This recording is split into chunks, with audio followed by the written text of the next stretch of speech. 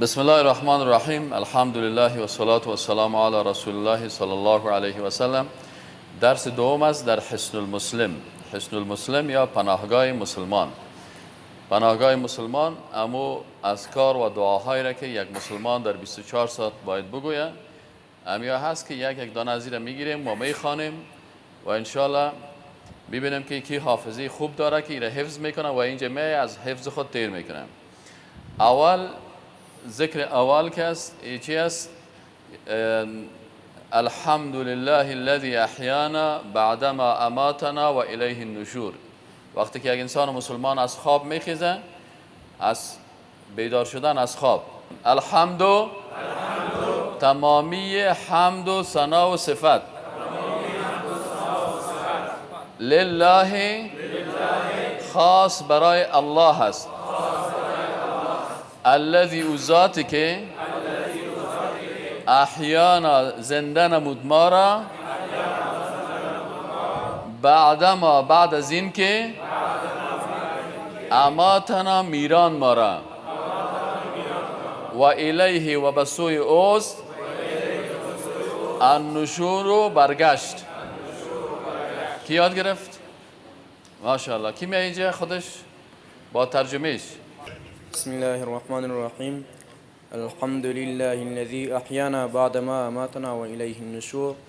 الحمد لله تمام حمد و ثنا و ستایش لله خاص برای الله است. احیانا الذی آن ذاتی که احیانا زنده کرد ما را بعد ما اماتنا بعد از این که مرانید ما را و الیه النشور و ما به طرف الله بازگشت. بعد ما اماتنا چی مانا؟ بعد از این که مرانید ما را مورانید ما را مورانی چی مانه؟ یعنی خواب کشیدیم انسان به مرگ مشابه است. بعد از اینکه ما را میران مردن و الیه النشور و بسوی الله بازگشت. یعنی چیز که است همی خواب که است مثل مرگ است، مشابه هست با مرگ. پس وقتی که انسان دوباره بیدار میشه مثل از اینکه یک زندگی نو برش داده میشه. میگه الحمد لله الذی احیانا. حمد و ثنا و صفت است بر او ذاتی که زنده کرد ما را بعد ما اماتنا بعد از اینکه ما را میرانده بود شو و الیه النشور و بسوی از او چی است؟ برگشت است. خب این انشاءالله آسان است که لگی یاد گرفتن. نه دومیش هم میخوانیم لا اله الا الله. هیچ صدایتان هم برای لا اله الا الله وحده لا شریک له له الملك وله الحمد وهو على كل شيء قدير. سبحان الله والحمد لله ولا إله إلا الله والله أكبر ولا حول ولا قوة إلا بالله العلي العظيم. اللهم اغفر لي. این دعای دوم است. خب لا اله در اینجا لا اله الا الله. لا اله لا نیست اله هیچ کس مستحقی که ذاتش عبادت شود و شریعتش تطبیق شود الا الله بغیر از الله. وحده به یگانگیش. لا شریک له بر از او شریک نیست. له الملک بر از او مالکیت است. وله الحمد و خاص بر از او حمد و ثنا و صفت است. و هو علی کل شیء قدیر و او بر هر چیز قدرتمند است. سبحان الله والحمد لله ولا اله الا الله والله اکبر. ببینید اول گفت لا اله الا الله وحده لا شریک له له الملك وله الحمد وهو على كل شيء قدير. این بخش اولش یاد بگیرین. بگوین لا اله الا الله وحده لا شریک له له الحمد له الملك. اولش ملک است. له الملك وله الحمد وهو على كل شيء قدير.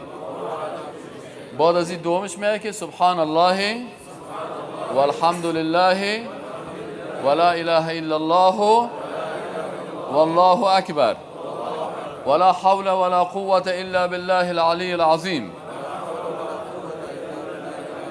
اللهم اغفر لی. این سه چیز در ذهنتان بگیرین. مثلا اولش میگه لا اله الا الله وحده لا شریک له له الملك و له الحمد و هو على كل شيء قدیر. بازم 5 تسبیح هست که کلگی یاد داره. سبحان الله والحمد لله ولا اله الا الله والله اکبر ولا حول ولا قوة الا بالله العلی العظیم. در آخرش اللهم اغفر لی. یاد شد ان شاء الله؟ کی یاد داره ایره؟ ماشاءالله. بین شیخ لا إله إلا الله وحده لا شريك له له الملك وله الحمد وهو على كل شيء قدير. سبحان الله والحمد لله ولا إله إلا الله والله أكبر ولا حول ولا قوة إلا بالله العلي العظيم. اللهم اغفرني. لا اله الا الله لا نیست.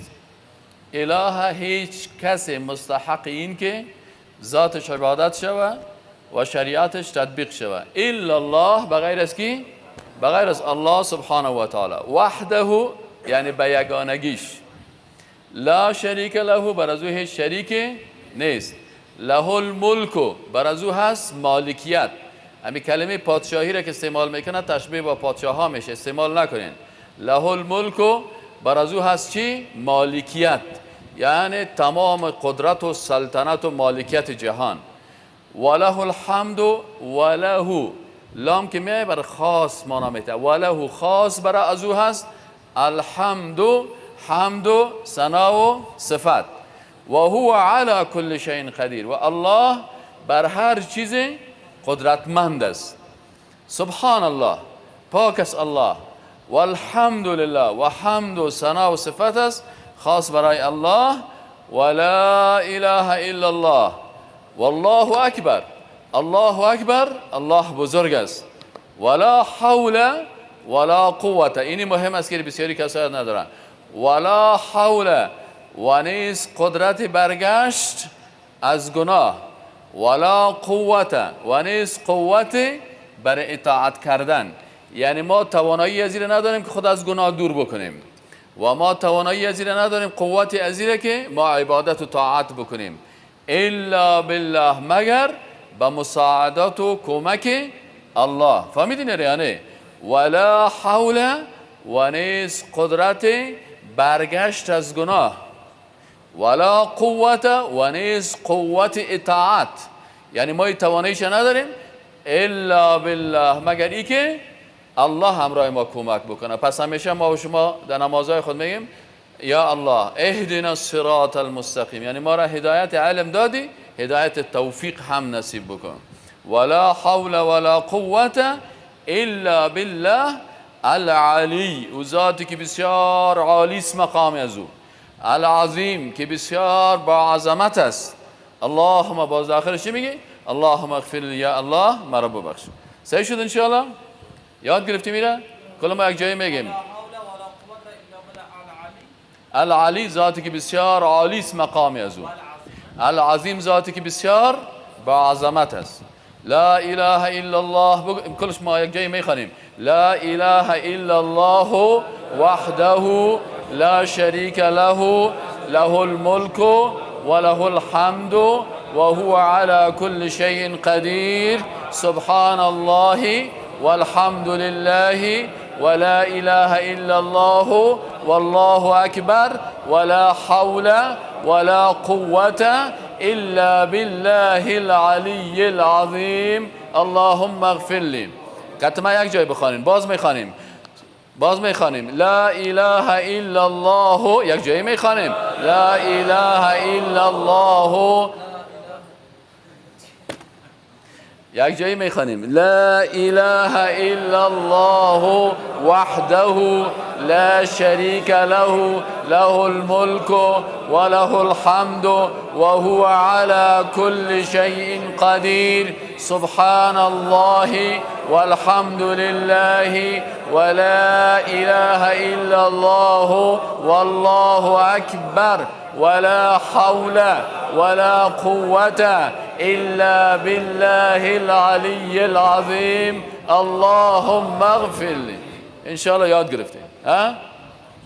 هر کس که یاد نگرفت برش بدوا میکنم. گفتم اینم یا که از خواب بیدار میشی این همیا دعای اولش بود که الحمد وقتی که از خواب بیدار شدی صبحی که مجرد که از خواب بیدار شدی بگو الحمدلله الذی احیانا بعد ما اماتنا و الیه النشور. دوم بگو لا اله الا الله وحده لا شریک له له الملك وله الحمد وهو على كل شيء قدير سبحان الله والحمد لله ولا اله الا الله والله اكبر ولا حول ولا قوة الا بالله العلی العظیم. اللهم اغفر لی. هنوز بستر هستی نه و چشمایت چی کردی؟ باز کردی یا را خوانده برو. سومی تسبیحی که خوانده میشه نشه کنی الحمد لله الذي عافانی. بگوین الحمد لله الذي عافاني في جسدي ورد علي روحي وأذن لي بذكره. معنای چی است؟ الحمدلله. ایرا کلتان یاد دارین که الحمد و حمد و ثنا و صفت لله خاص برای الله است. الذی او ذاتی که عافانی مرا عافیت داد. مرا چی داد؟ برای جسم چی داد؟ سلامتی بخشید. عافانی فی جسدی یعنی عافیت و سلامتی داد. در کجا؟ در جسد من. ورد علی روحی. این روح من خود در خو رفته بود. اگه نمی قسم قبض روح میشدم من هیچ چیز کردنم، لکن الله دوباره این روح به جسد ما آورد. ورد و برگردان علی بر من روحی روح من، یعنی زندگی نو نصیب مکد. و اذن لی بذکره و اجازه داد برای من که من ذکر از او بکنم. چه قسم بگیم؟ الحمد لله الذي عافانی فی جسدی. بگوین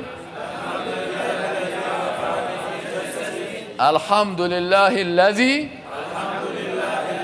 عافانی فی جسدی عافانی فی جسدی ورد علی روحی ورد علی روحی و اذن لی بذکره. این حتی اگه گنگام بشنم و برشانم تو چیز میکنم نه که حتی آدم بفهمد در چیزش. الحمد لله الذی عافانی فی جسدی ورد علی روحی و اذن لی بذکره. این سه چیز از دی. اول هم بگی به اون ذاتی که چی کرده؟ سه کار برای تو کرده. فهمیده یعنی عافیت در جسد داد، روح دوباره برگشتن و اجازه داد که ما او را چی کنیم؟ ذکر بکنیم. صحیح شد نه انشاءالله؟ فهمیدین ایره؟ یک برادر از اینجا قرآن شریف ها برای کدام یک دانه قرآن شریف برشان بان که همین این دیگه آیت شریف است. ایره برشان همی آیت هم میخوانم، قرآن پیششان باشه خوبتر است. سوره آل عمران است. سوره آل عمران آیت 190 تا 200. بسم الله الرحمن الرحيم إن في خلق السماوات والأرض واختلاف الليل والنهار لآيات لأولي الألباب الذين يذكرون الله قياما وقعودا وعلى جنوبهم ويتفكرون في خلق السماوات والأرض ربنا ما خلقت هذا باطلا سبحانك فقنا عذاب النار ربنا إنك من تدخل النار فقد أخزيته وما للظالمين من أنصار ربنا إننا سمعنا مناديا ينادي للإيمان أن آمنوا بربكم فآمنا ربنا فاغفر لنا ذنوبنا وكفر عنا سيئاتنا وتوفنا مع الأبرار ربنا وآتنا ما وعدتنا على رسلك ولا تخزنا يوم القيامة إنك لا تخلف الميعاد فاستجاب لهم ربهم أني لا أضيع عمل عامل منكم من ذكر أو أنثى بعضكم من بعض فالذين هاجروا وأخرجوا من ديارهم وأوذوا في سبيلي وقاتلوا وقتلوا لأكفرن عنهم سيئاتهم ولأدخلنهم جنات تجري من تحتها الأنهار ثوابا من عند الله والله عنده حسن الثواب لا يغرنك تقلب الذين كفروا في البلاد متاع قليل ثم مأواهم جهنم وبئس المهاد لكن الذين اتقوا ربهم لهم جنات تجري من تحتها الأنهار خالدين فيها نزلا من عند الله وما عند الله خير للأبرار وإن من أهل الكتاب لمن يؤمن بالله وما أنزل إليكم وما أنزل إليهم خاشعين لله لا يشترون بآيات الله ثمنا قليلا أولئك لهم أجرهم عند ربهم إن الله سريع الحساب يا أيها الذين آمنوا اصبروا وصابروا ورابطوا واتقوا الله لعلكم تفلحون. باز یاد بگیرن و با ترجمهش انشاءالله. مقصد حالا فهمیدن که یعنی ما و شما در صبح وقتی که از خواب میخیزیم، هر وقتی که از خواب میخیزیم ما و شما 4 ذکر داریم. ذکر اولش، دومش، سومش و چهارمش. چهارمیش همین آیات شریف بود که این میاره در وادی بیدار شدن از خواب رسول الله صلی الله علیه و سلم این اذکار خواندن. خب حالا میایم استاد دعای پوشیدن لباس. دعای پوشیدن لباس، یک نفر لباس میپوشه وقتی که الله گفته که یا ایها الذین آمنوا اذکروا الله ذکرا کثیرا، ذکر کثیری میشه که انسان در وادی لباس پوشیدن خود هم بعضی کسا وادی که لباس میپوشه خواندن میکنه، در میان لباس پوشیدن خود خواندن میکنه یا قصه میکنه. اموجه باید چی کنه؟ ذکر بکنه. الحمد لله الذي كساني هذا الصوب ورزقنيه من غير حول مني ولا قوة. بگن الحمد لله الذي کسانی. کسوه لباس هم میگه، کسانی یعنی پوشان. فهمید یعنی کسوه چی رو میگن؟ لباس هم میگن. الحمد لله الذي کسانی. کسانی چی معنی؟ یعنی پوشان مرا. هذا الثوب، این لباس را. هذا این میگن. هذا الثوب، این لباس را. الحمد لله الذي کسانی هذا الثوب. حمد و ثنا و صفت از برای کی؟ با اون ذاتی که پوشان برای ما چی را؟ هذا الثوب، این لباس را. ورزقنیه و این برای ما رزق و روزی گردانید. یعنی رزق تنها در خوراک نیست، در پوشاک هم است. فهمید یعنی برای ما رزق گردان که یعنی اگر الله برام نمیداد شاید ما برهنه میبودم. من غیر حول منی ولا قوه. لا حول ولا قوه را معنیش فهمیده نه قبلا. من غیر حول منی، بدون توانایی بر برگشت از من از گناه ها و بدون قوت. یعنی الله سبحانه و تعالی بدون که من قدرت و توانایی داشته باشم ایره برای من چی کرد؟ نصیب من کرد. بسم الله الرحمن الرحیم. الحمد لله الذي كساني هذا الثوب ورزقنيه من غير حول مني ولا قوة. ترجمهش الحمد لله الذي خاص ثنا و ستایش جمله آن ذاتی راست. الحمد لله جمله ثنا و ستایش لله خاص برای الله است. الذي آن ذاتی که کسانی پوشان مرا، هذا همین، ثوب لباس را، و رزقنیه و رزق به ما، من غیر حول منی بدون از اینکه ما توانایی و قوت. جزاک الله. رسول الله صلی الله علیه و در هر چیز تیامن خوش داشت. باید از چی باشه؟ از طرف راست. دست خدا باید آستین راست شروع بکنی. متوجه هستی؟ حتی همین ساعت خودم آدم باید از دست راست چپ بکشه و کدام طرف؟ به دست راست. چرا رسول الله چی را خوش داشت؟ چی را خوش داشت؟ تیامون خوش داشتنی؟ در هر چیز، در پوشیدن لباس، در هر چیز، پوشیدن بوت، پوشیدن چپن، در کل چیز از طرف راست شروع کنن. متوجه باشین. خب انشالله. خب این حالا عید نزدیک است، بعضی کسا لباس نو در عید بخیر میپوشه. یک دعا بر از او هم است، این را یاد بگیریم. اللهم لك الحمد انت كسوتنيه اسألك من خيره وخير ما صنع له وأعوذ بك من شره وشر ما صنع له. زي کال ماستا میگم شما بلند میگین، دیدین؟ اللهم یا الله. اللهم ارجو اقامت به معنای چی است؟ یا الله هست. اللهم یا الله لك الحمد، خاص برای تو هست حمد و ثنا و صفت. انت خودت، کسوتنیه، پیشتر ما شما گفتیم که کسا لباس هم میگنه، کسوت پوشاندی، کسوتنیه پوشاندی امی لباس برای من. چی ما؟ کسوتنیه پوشاندی همین لباس را برای من.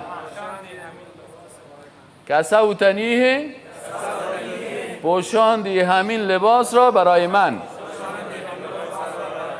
اسألک، سوال میکنم از تو، من خیره، از خیر از لباس، و خیر ما صنع له، و از خیر آنچه که به خاطر از او ساخته شده است.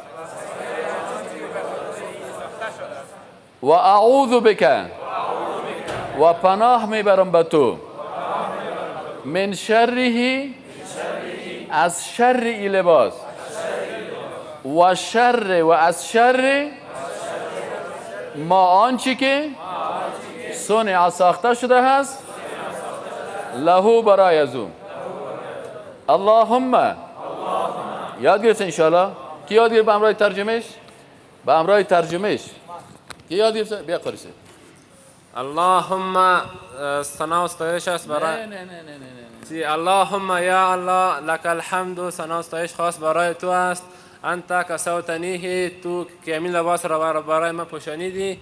اسألک، سوال میکنم، من خیر، از خیر از لباس، و خیر ما صنع له، و خیری که برای لباس ساخته شده است. و اعوذ بک، و پناه میبرم، من شر لباس و شر ما صنع له، و شر که آنچه که بر خاطر از ساخته شده، و شر آنچه که درست.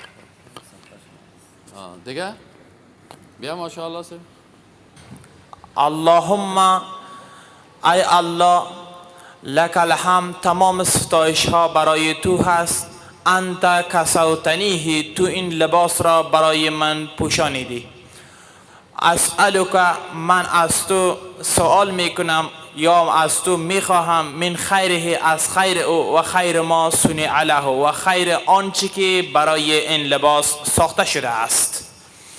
و اعوذ بک، و پناه میبرم به تو، من شره، از شر آن، و شر ما صنع له، و از شر آنچه که برای این لباس ساخته شده است. آفرین ماشاءالله. این دیگه بیخی به سیستم قندقسس گفت. همه تو خوب، همه تو لک. خب درس ما و شما همینجا انشاءالله ختم میشه.